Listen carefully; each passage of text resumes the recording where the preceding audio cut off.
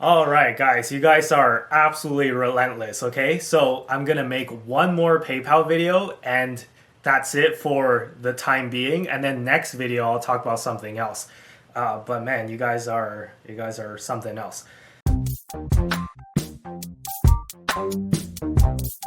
Okay, you guys know the drill by now. I'm gonna pick some comments that were left on any of the previous videos that I made about PayPal that I haven't already gone through, and I'll just respond to them. So without further ado, let's jump into today's comments. So Tommy Z at 0123 says, save your money and invest in another stock. This stock can go sideways for multi-years. If you're okay with holding this stock for 5 years, maybe longer, for a 50% gain, then you can invest in it. But honestly, I can find many other stocks that will return 50% multiple times in a year. Why get stuck with multi-years for a 50% gain? Okay, so I will respond to this comment by telling you guys a story because I know how much you guys love my stories, right? Right? Back in 2020, I made a video saying I'm gonna go all in on Dogecoin. And of course, I didn't actually go all in on Dogecoin. It was an April Fool's joke. That video was uploaded April 1st, 2020. However, the sad part is my portfolio was around 30K back then, I think, if I remember correctly. And the sad part is if I had gone all in on Dogecoin on that particular day, at one point my portfolio would have been worth well over $1 million. So it went up well over 100x, basically.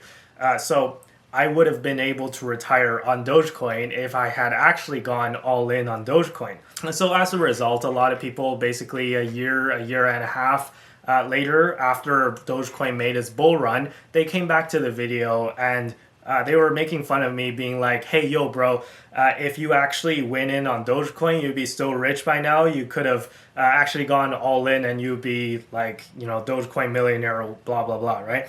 And I'm like, yeah, you think I wouldn't have gone all in if I had knew, right? It's like, yeah, I totally would have done it. And the fact is, how the hell was I supposed to know, right? And you're telling me that I should have actually literally put $30,000 in, which was basically all my money back then, into a coin with a picture of a dog on it. Like, really? Do you think that that's actually like the wise strategy, right? Of course, in hindsight, that would have been like a crazy good decision. But like, again, how was I supposed to know that, right? How was anybody supposed to know that? So, of course, again, if I had a time machine, I totally would have done it. If I had somehow knew it was going to go up 300x, I totally would have done it. But there's no way I could have, right? So along the same lines, this person, Tommy, was saying, oh, why hold PayPal when it could go sideways for years? Well, you can say that about pretty much anything, right? There's a chance for any stock to go sideways for years and years. So why hold Tesla stock for that matter with that logic when you can hold Dogecoin, which has the potential to go up much more than Tesla, as exemplified by the past trend, right? If you follow this logic, you'll just end up with the riskiest of the risk assets because what has the potential to go up even more than Dogecoin? Well, maybe it's time to go all in on another smaller dog coin, right? Like Doge, Elon Mars, or whatever the latest meme coin is, or Pepe, right? Why not just go all in on Pepe? It goes up more than Doge, right? Like Pepe is probably not going to trade sideways for years and years. It's either going to go up or it's going to just go to zero, basically. So with this commenter right here, Tommy, you made two assumptions, right? So number one is that PayPal stock will go sideways and up only 50% in 5 years. And you seem to be fully convinced that that's exactly what's going to happen in the next 5 years with PayPal. And number two is that you can easily pick another stock that you know for sure will go up more than PayPal. So at least that's what you're implying, right? You seem to be fully convinced that you know exactly what's going to happen in the next 5 years with other stocks that are not PayPal. that will go up more than PayPal, right? So my question to you is, how do you know that you're correct? And if you think that I'm a jerk, then you have the right to your own opinion. But I'm just asking questions, right? Like, how do you know that these assumptions are correct? I think you're forgetting that there's two sides to the equation. So there's risk and there's reward. So by pursuing a higher rate of return, so by pursuing a higher reward, you're also taking on more risk, and you have to consider that. So in summary, my response is, I'm holding PayPal because I see a fintech company that is trading for dirt cheap valuations, who just got a new CEO, who's launching new products like their stablecoin, and they have other stuff coming down the pipeline, I'm sure, and who also has the possibility and the potential to reaccelerate its growth. So yeah, it's possible that they might fail at these new endeavors, and they might fail at product launches and stuff, and as a result, they might underperform the expectations. But since they're still profitable, I think that the downside to PayPal is rather limited. So on a balance of risk to reward, I think that PayPal offers an attractive balance between risk to reward. So, you can feel free to disagree with that if you like, but that's just my opinion, and that is not financial advice. So anyways, moving on. Next up, we have a Roger GR5019 who says, it's still down tremendously, on the way to earnings again, and we all know what happens then, laughing face. So once again, I think this comment relates to the previous comment as well. In this case, Roger seems to be fully convinced that he knows already what's going to happen at the next earnings call. So he either has a time machine and he went forward 3 months into the future, and he was nice enough to come back and warn us that PayPal earnings 3 months from now is not going to be good. Or he's just making all this stuff up, more than likely, right? And he doesn't actually know anything. So I think us humans in general, and this is not just picking on Roger, but just everybody in general, as humans, we tend to think in sort of like a one-track mind sort of way.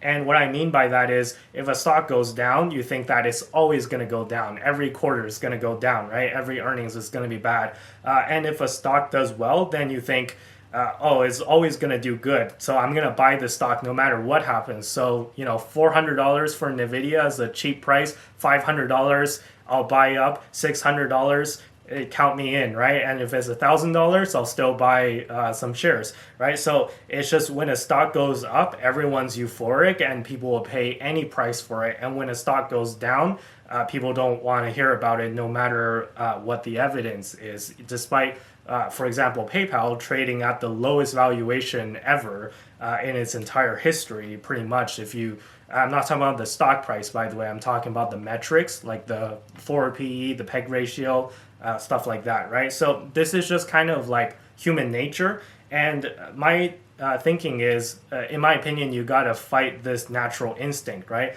So a stock's past performance does not necessarily indicate how it's going to do in the future. So just because the stock's been going down doesn't mean that they're going to keep going down. And just because the stock's been going up doesn't mean that it's going to keep going up, right? So I have to mention that every video because a small portion of you just don't get it. So, I'm always trying to at least convince you of that fact.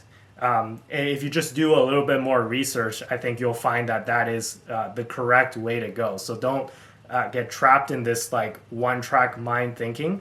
But yeah, anyways, moving on. Next up, we have Ken is a bad guy who says, is PayPal on the path to becoming TTCF on financial education? So I know a lot of you who watch this channel also watch Jeremy from Financial Education. And for those of you who watch Jeremy, you'll know that Jeremy, who is recently going big on PayPal, his previous huge bet was TTCF, or Tattooed Chef, as the company is called, which was a company that made frozen packaged plant-based foods.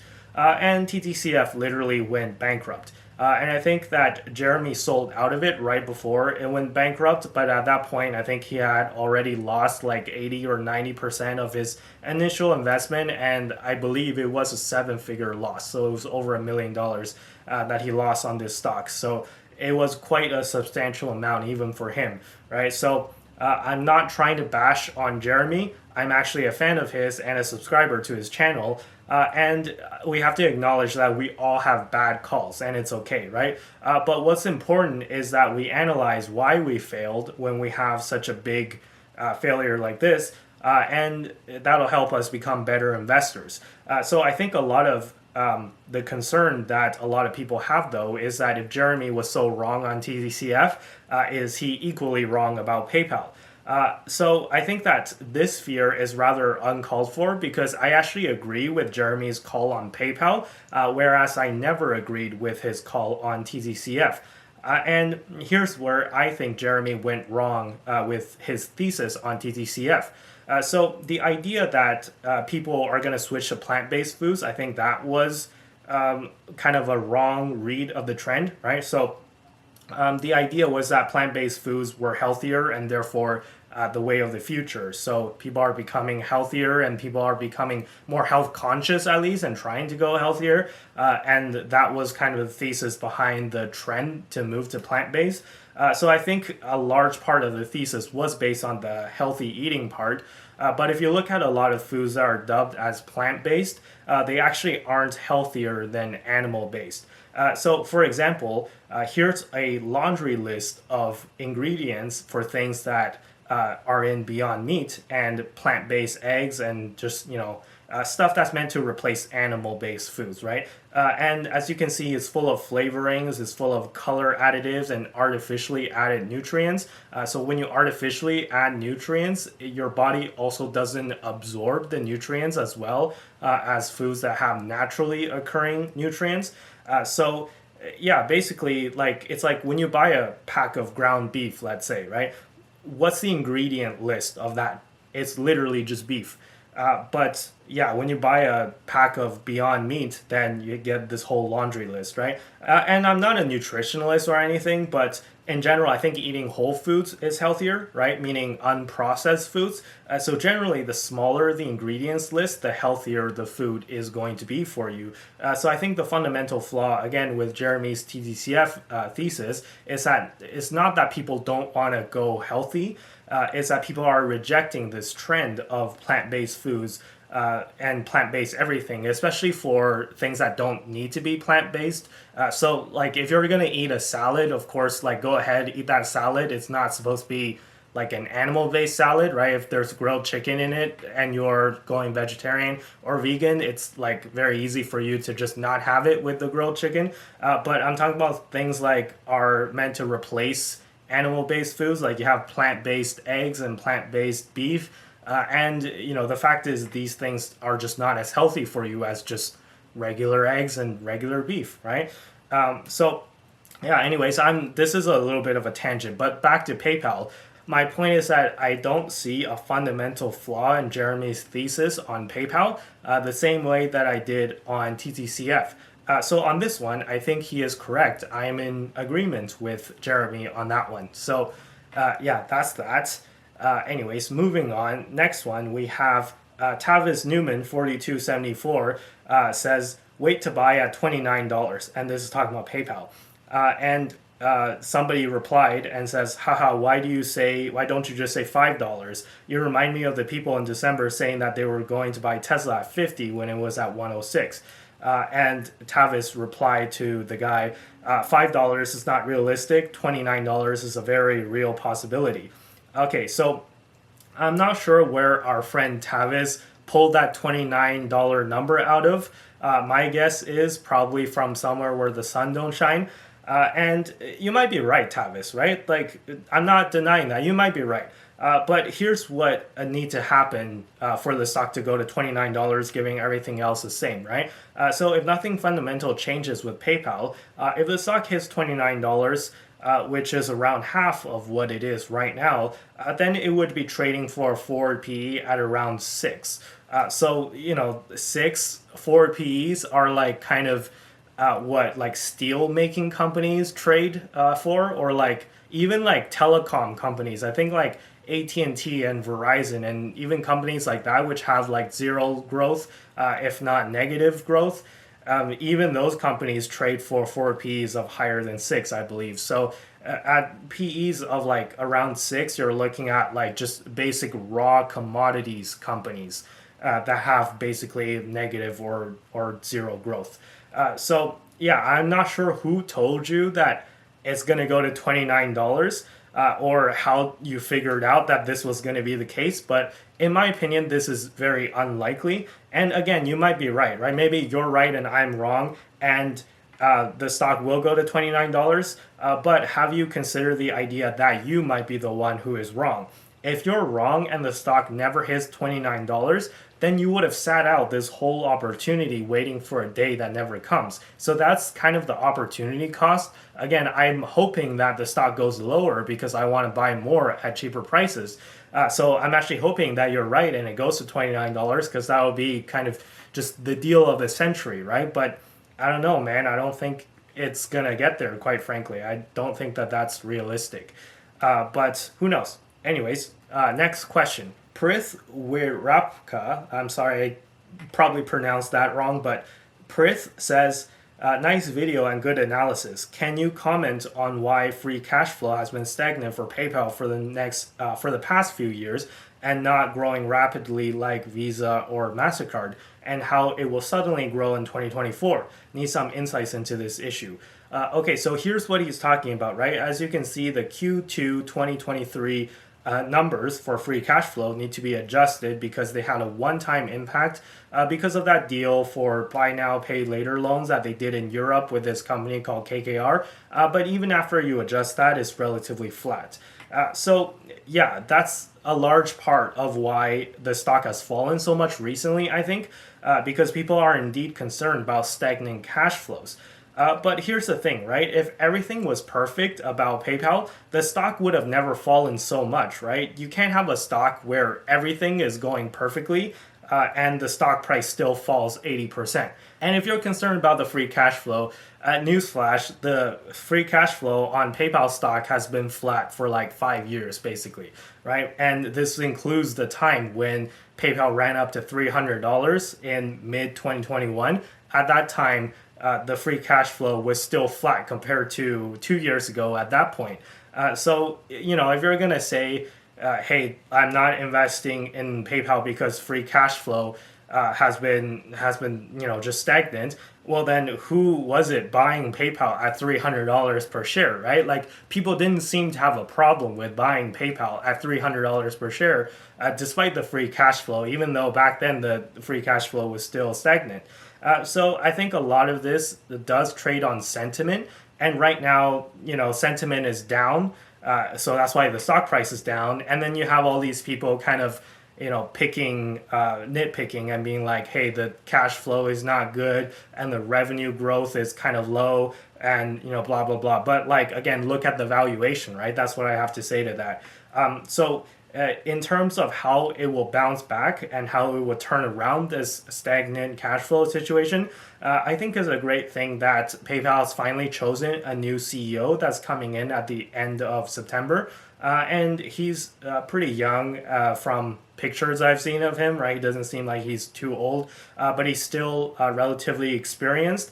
His name is Alex Chris, by the way, and he was an executive at Intuit, which is another fintech company. And yeah, I think that PayPal will reach its growth phase again with new products and innovations. I like what they're doing with the launch of their new stablecoin, PYUSD. I'm sure they have other projects going on as well. And talk about Jeremy from Financial Education. I think that it was him that was floating the idea that PayPal might be doing some acquisitions soon, like buying maybe Robinhood. I'm sure you guys know what Robinhood is, right? It's a trading app, stock trading app that caters to young retail investors. I think that PayPal's been trying to get into that space for a long time, where they've enabled crypto buying and selling in the app in the United States, at least. I think that if they were to buy Robinhood, that would be quite a good acquisition, and it would be sort of a huge deal. And this new CEO, Alex Chris, he's not afraid to do these big acquisitions, judging by his history, because he was the main guy that led into its acquisition of MailChimp, which was a huge deal, and it was a $12 billion deal, if I remember correctly. So, yeah, he has a history of making these huge acquisitions. So, maybe PayPal is gearing up for a big acquisition. That's why they brought in, or the board brought in, someone with these, big acquisition experience. But anyways, that's just food for thought. And with that being said, I think I will leave the video here for now. Thank you all for watching. Be sure to hit the like button and let me know if you enjoy these PayPal videos. Should I keep making more? I would love to keep making more. It's just, I don't know, maybe you guys will be tired of hearing about the same company over and over again. I'd also like to make other topics, but it's up to you guys. I'm a slave to the forces of economics, but yeah. So be sure to give the like if you enjoyed the video and consider subscribing if you like the series. Be sure to follow me on X. I'll leave the link down below for that. And yeah, I'll see you guys in the next video. Bye-bye.